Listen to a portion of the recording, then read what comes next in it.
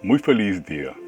Les habla René Alonso Orozco Rosales y es un gusto poder comunicarme con ustedes por esta vía. Hoy nos reúne la ocasión de dar un vistazo al tema relacionado con la escritura de textos con fines académicos.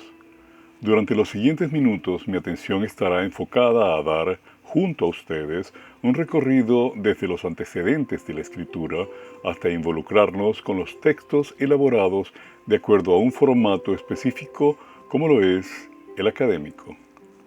Iniciemos pues.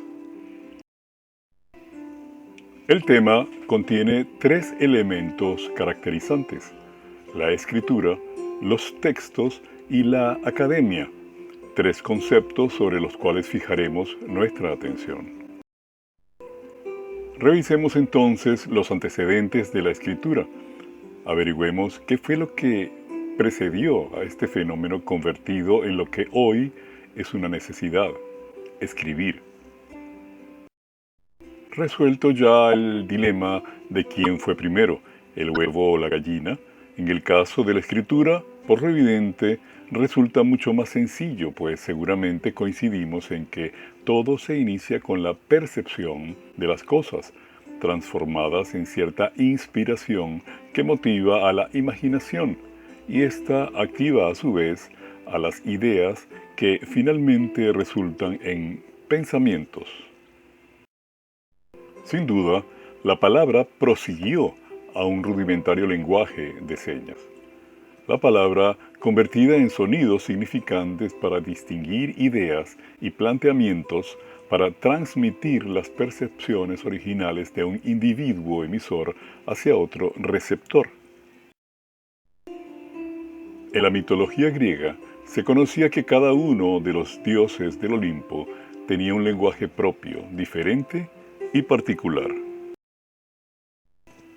Por ello, a los fines de transmitir los mensajes a cada uno por separado, Zeus dotó a Hermes con el don de entender, interpretar y traducir a cada idioma las ideas, convirtiéndolas en aquellos mensajes divinos. Entendemos ahora por hermenéutica y, de acuerdo con el análisis de la raíz etimológica de esta palabra, al arte de explicar, descifrar e interpretar escritos, aunque ya no exclusivamente de origen divino. Pasemos ahora a considerar lo relacionado con los textos.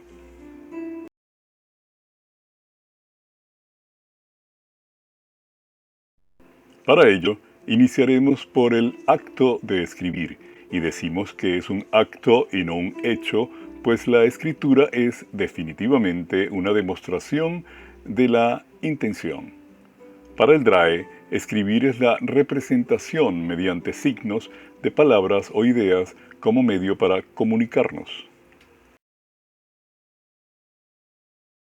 Pero siendo signos, encontramos con iguales fines a los pictogramas, que narraban o representaban actividades como en este que data de hace más de 6000 años antes de Cristo, pero vemos que aún se utilizan piezas similares. Las primeras formas de escritura como tal se atribuyen a los sumerios, que vivían entre los ríos Tigris y Éufrates, en territorios hoy pertenecientes a Irán e Irak. Surgen de allí los ideogramas, de acuerdo a los cuales se atribuían ideas completas a cada símbolo que, ordenados en secuencias específicas, conformaban frases que representaban ideas de cierta complejidad. Hoy seguimos utilizando los ideogramas. Menos antiguos, los logogramas, que sirvieron y aún sirven para expresar eventos. Son imágenes, logos, que, digamos, hablan por sí mismos. Finalmente, los alfabetos, verdaderos conjuntos de símbolos con formas distintas a las cuales se les atribuye no solo significado relativo y diferenciado, sino que también sonidos propios, y se usan para transmitir ideas complejas de unos individuos a otros. Y por cierto, en esa dinámica encontramos que hay cosas que se piensan y no se dicen, cosas que se dicen y no se escriben, cosas que se escriben y no se firman, y las que se firman pero no se entregan. Hablando de hermenéutica, encontramos a Hans-Georg Gadamer, nacido justo al inicio del siglo XX. A los 22 años obtuvo su doctorado en filosofía, para lo cual presentó su informe de investigación donde razonaba sobre la esencia del placer encontrada en los diálogos de Platón. A los 60 años publicó su obra cumbre, La verdad y el método, acerca del cual nos referiremos brevemente más adelante. A los 86 años hace una revisión de sus argumentos y publica otra edición. Muere en el año 2002 a los 102 años de edad. En su obra, y al respecto de nuestro tema, Gadamer invitaba a centrarse en el estudio de los textos para dilucidar sus significados originales. Y aun cuando es inevitable que nos acerquemos a un texto con algún juicio previo y una expectativa relacionada a un contenido que desconocemos, debemos ser suficientemente permeables al conocimiento mientras avanzamos a comprender el mensaje del autor.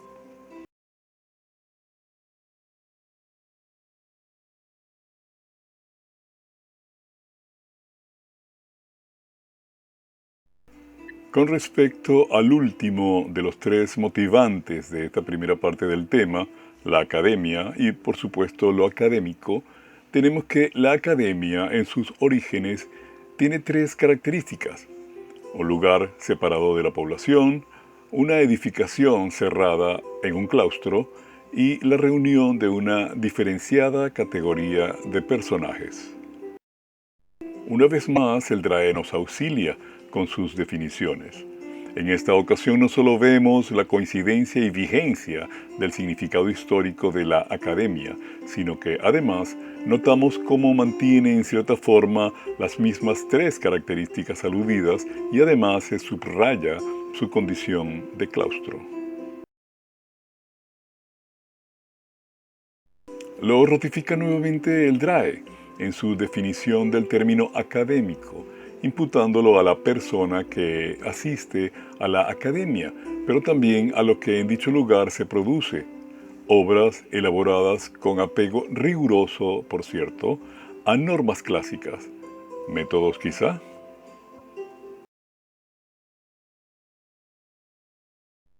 Como una conclusión previa, se puede decir que la escritura es un conjunto de símbolos significantes, cuyo objetivo es traducir los pensamientos convertidos en ideas razonadas, cuya expresión se orienta hacia la comprensión motivada por la necesidad de ser entendido.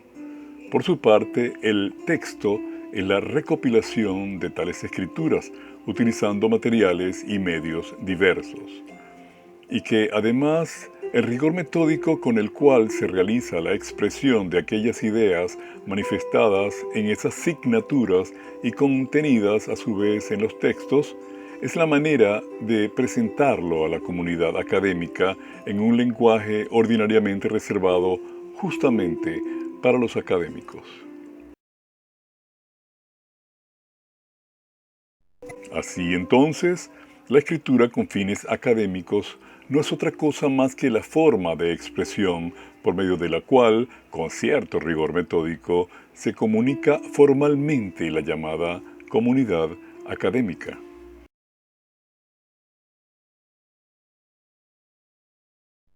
Las normas contenidas en métodos se han ido desarrollando utilizando modelos tomados de diferentes disciplinas. En nuestro ámbito específico se encuentran en forma de manuales que incluso varían de academia en academia, lo cual revela indiscutiblemente la variabilidad y en cierta forma la subjetividad de los métodos.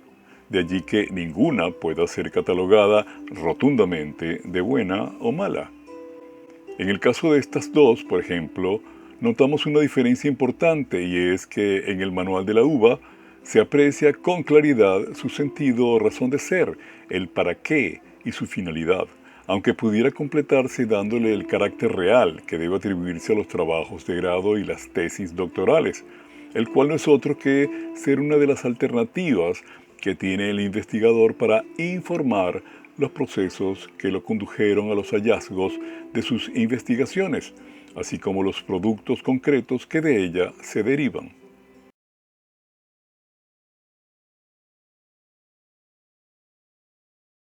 Es necesario hacer una acotación relacionada con las normas APA en especial, las cuales por su antigüedad ya centenaria han servido de base o modelo para que en nuestro mundo académico se hayan elaborado otras con variaciones introducidas por cada universidad. Resulta notable que las APA fueron concebidas manteniéndose en sus 6 ediciones como una ayuda para codificar partes de los escritos llamados científicos, sin que su intención fuese ser utilizada como patrón o argumento para que se decida si un determinado procedimiento o hallazgo constituye o no ciencia. Así vemos cómo se declara en la página web de la APA que, como en otros estilos editoriales, las normas APA se enfocan en la definición de elementos relacionados solo con las formas, de lo cual se infiere que mal pudieran ser utilizadas para calificar o anular el fondo de un informe de investigación.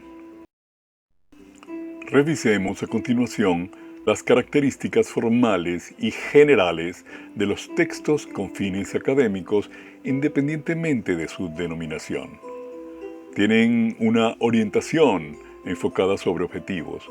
Para ello asume que el lector posee características especiales al formar parte de una disciplina específica, determinada, que maneja un lenguaje inherente a dicha especialidad.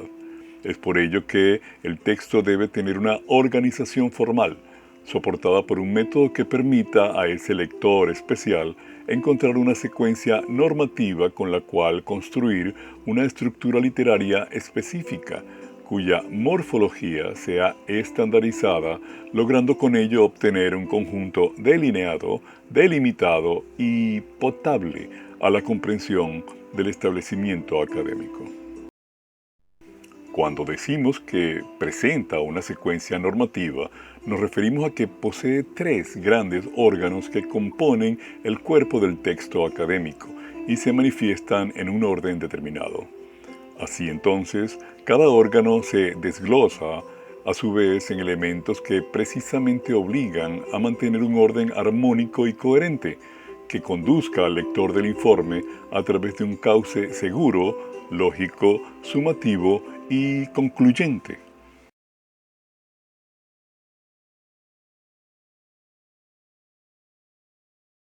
Así también nos referimos a que la estructura específica del texto con fines académicos transcurre a través de una línea continua que, al final de una pendiente ascendente, llega a su ápice cuando desarrolla el núcleo de la investigación y sus conclusiones, para luego desgranarse en los componentes que constituirán el sustrato de soporte para los procedimientos y hallazgos ocurridos durante la investigación. En cuanto a los componentes que, acorde a sus detalles, aportan a la estética del informe, el escrito con fines académicos debe atender a normas básicas propias de su estilo, que den pautas en la caracterización de su forma literaria.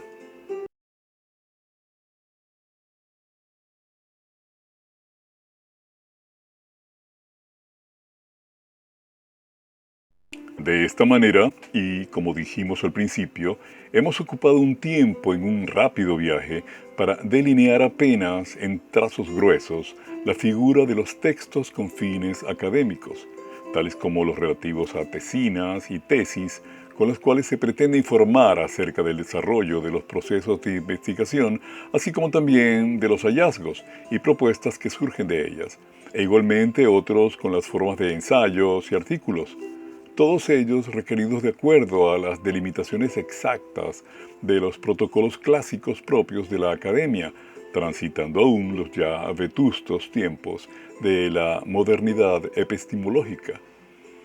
Al respecto, no quisiera cerrar esta oportunidad sin incorporar algunas precisiones que en nada deben interpretarse hechas con la intención de irrespetar a quienes militan en la rigidez disciplinada de la metodología académica, mas sí, con la corbata suelta, expresar nuestras ideas sin una innecesaria reverencia.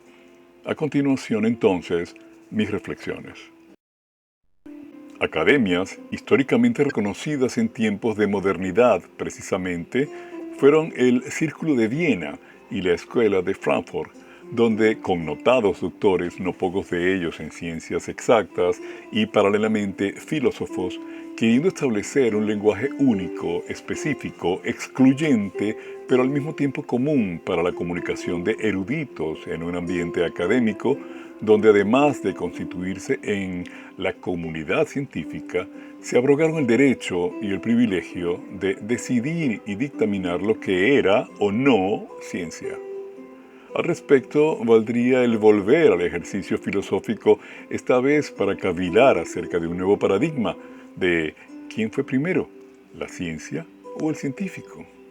Dentro de este espacio histórico, ya no en la lejana Europa, sino en los Estados Unidos de Norteamérica, se presenta Granville Stanley Hall, psicólogo y pedagogo en su disciplina, quien, siendo fundador y presidente de la Asociación Americana de Psicología, a los 74 años, en 1920, lidera un grupo de colegas que generan la primera versión de las llamadas normas APA, acrónimo en inglés de la asociación, orientadas a dar organicidad y estilo a los escritos de los informes derivados de las investigaciones y demás documentos generados en su campo académico.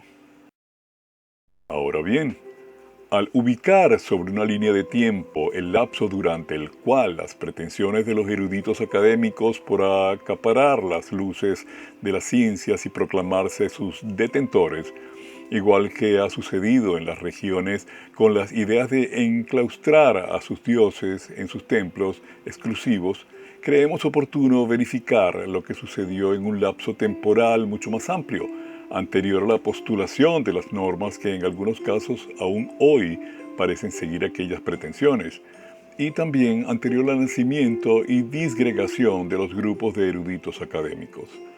Nos llama a reflexionar la visión de tal línea para preguntarnos qué sucedería si ahora aquellos investigadores, inventores de la primera y segunda revolución industrial presentaran sus informes acerca de los procedimientos y hallazgos. ¿Pasarían las pruebas de los rigores metodológicos académicos? Al respecto, y para contrastar, bastará con ver y comparar los frutos que de unos y otros se reconoce históricamente.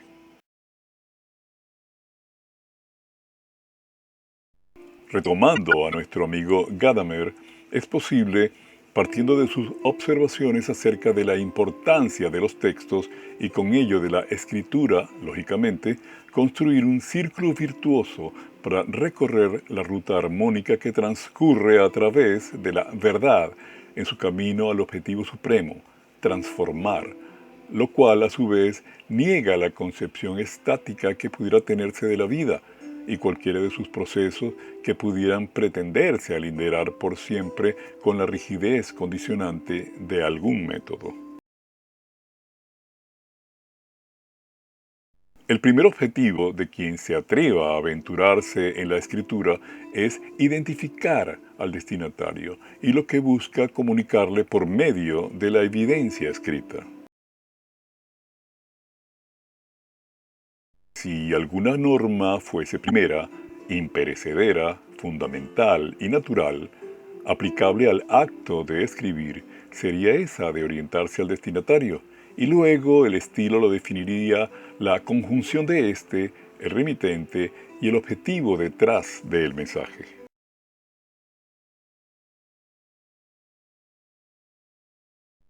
Supongo que estas reflexiones se enfrentan a los innegables paradigmas que entre la práctica y el recorrido ya por 5 universidades como aportador de ideas y experiencias hemos comprobado.